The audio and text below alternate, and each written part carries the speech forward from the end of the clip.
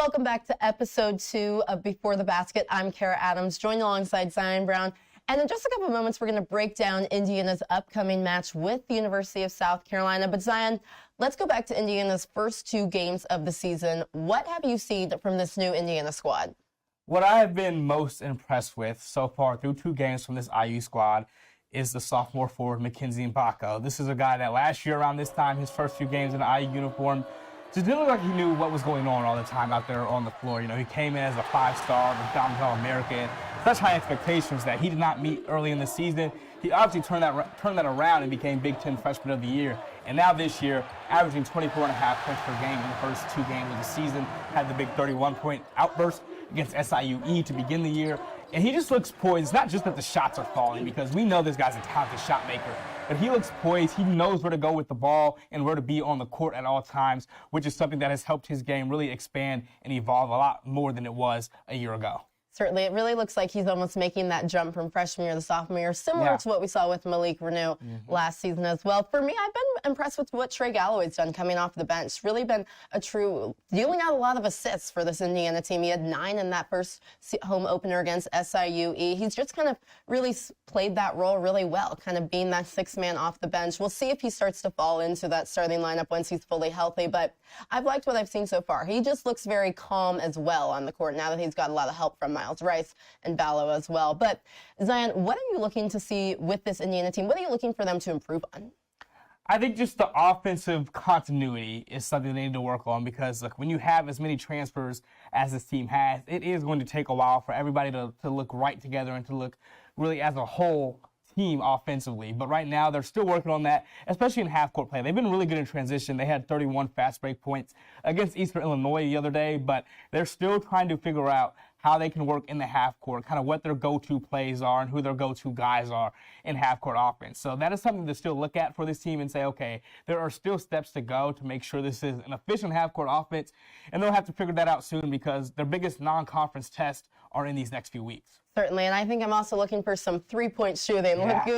Luke Goody, finally got one to fall in that Eastern Illinois game on Sunday, but just looking for more consistent. But Mackenzie Mbako, who you mentioned, getting some 3s to fall as well. But so to preview that University of South Carolina matchup on Saturday, we sat down with South Carolina's radio play-by-play, Derek Scott. Take a look. Welcome back to Before the Basket. We are now joined by South Carolina radio play-by-play, Derek Scott. Derek, thank you so much for taking the time today. How are you? I'm great. Happy to be with you guys. All right, well, just kind of let's get right into it. So I kind of want to go back to that North Florida loss. Kind of what happened there in that first game of the season? Well, I think anytime you're talking about opening the season in this modern era when there's so much turnover year to year with teams, you're going to see some potential for mayhem.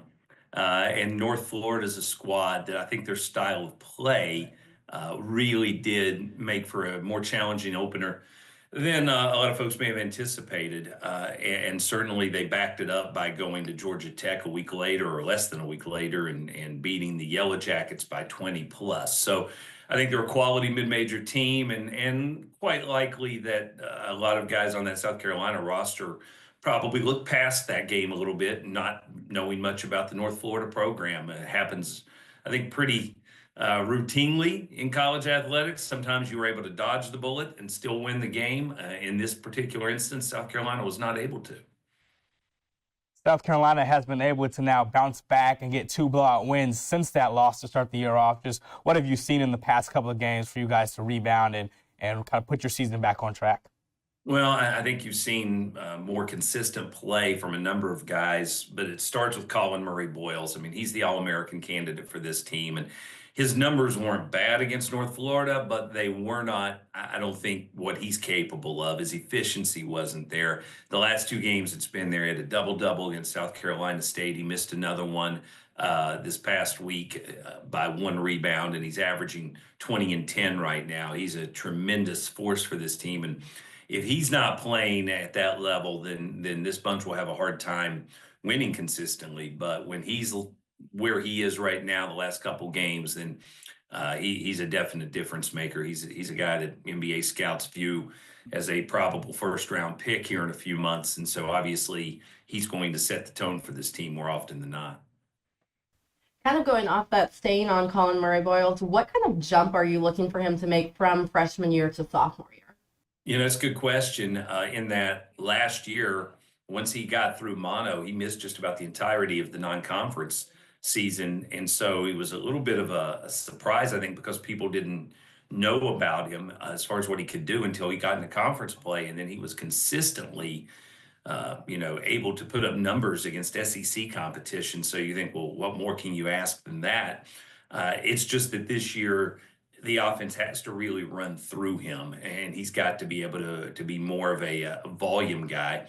What he's not done yet is show us the ability to expand his offense, outside of the paint. Now I'm told that last year in preseason, before the mono situation cropped up, he was consistently able to knock down 3-pointers. We've not seen him even look to drift out there and make that part of his game. So I think that's the real question mark is, can he make defenses play him honestly away from the basket?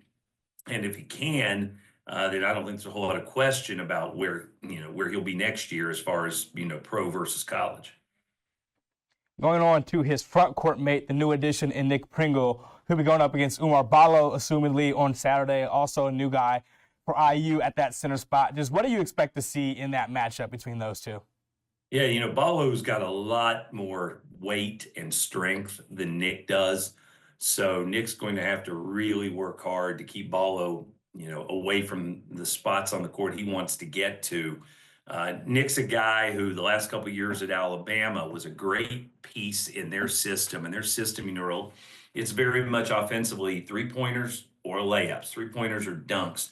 And he led them in dunks last year. And this year in the South Carolina offense, which is not as, fast paced, he's being asked to score a little more with his back to the basket and around the hoop, playing through contact. He did that much better on our most recent game earlier this week than he had in the first two contests. But Ballo will be a different level of challenge for him, and I'm sure for Nick, it's got to be pretty exciting to be asked to carry the responsibility to go, one-on-one against a guy as talented as Ballo is. Well, kind of looking big picture, what are you looking to see in this first big non-conference matchup for both these teams? To me, the real question mark is, can either of these teams consistently knock down 3-pointers?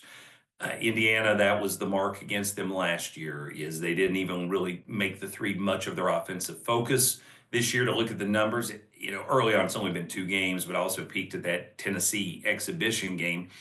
Still doesn't look like they are heavily reliant on the 3. South Carolina has not been very much that way either, but they probably need to be a little more in this game. 1, you're on the road. 2, you're playing against a really skilled nationally ranked team. You've got to be able to, make the 3-pointer a part of the offensive approach. And so I think South Carolina's got to find a way to make more threes. And that means some guys who haven't been making them yet need to do so. Miles Stude's a guy who's a proven commodity from the 3-point arc. Hasn't really gotten it going this year. He's a 5th-year guy. He's been in the SEC at either Vanderbilt or South Carolina for 5 seasons now. So this level of competition won't faze him, and Gamecocks need him to step up and really leave a mark on this contest. And then secondly, Cam Scott, who's only a freshman, but was a 4-star guy who has the best stroke on the team. He's got to find a way to also contribute offensively. The last 2 games, he's disappeared a little bit, as sometimes happens with freshmen.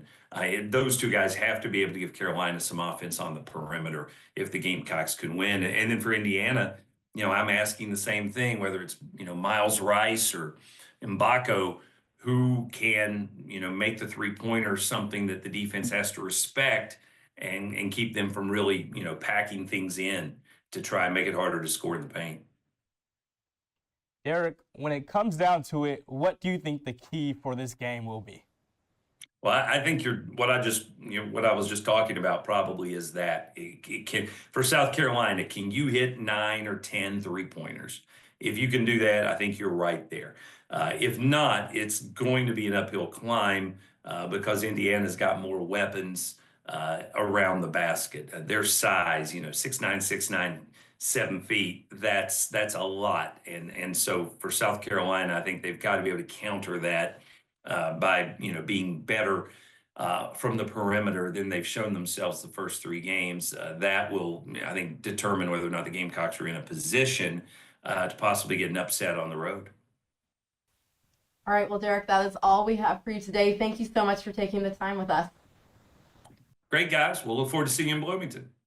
Well, it was great to catch up with Derek, but let's break down this matchup a little bit more. Zion, how important is this win for Indiana in this non-conference game? Well, it's big because they don't have a lot of non-conference tests, and this is a home game that you would figure the Hoosiers should be able to win. Not that it would be some sort of easy win, but it is a game they'll be favored in, and so when you have these opportunities, and you don't have a lot of them like IU does, and they're in the Big Ten this year, which doesn't seem to have a great team from what we've seen so far, you have to win a game like this. Certainly. I think a win like this will certainly help their resume when it comes to March and just kind of having that home non-conference win under their belt. But let's move into some matchups. We've got Indiana's Mackenzie McBacco and then the reigning SEC freshman Colin Murray-Boyles from South Carolina. So kind of what matchups are you looking to see this on Saturday? I'm looking at Colin Murray-Boyles. He's the power forward, but he's a little undersized compared to your regular power forward. He's about 6'8", right? And we talked about it with Derek. This guy's projected to be a first-round NBA pick.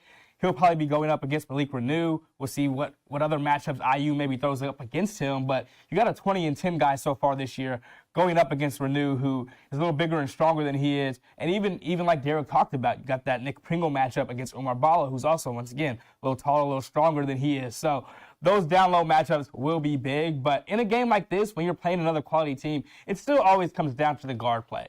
Offensively so far this year, Indiana's starting backcourt of Miles Rice and Caden Carlisle hasn't been phenomenal, right? It's been okay offensively, but and Carlisle certainly has shown stuff defensively, but I'm looking to see if either one of those two guys can really flourish as well and kind of get Indiana over the hump to get this victory.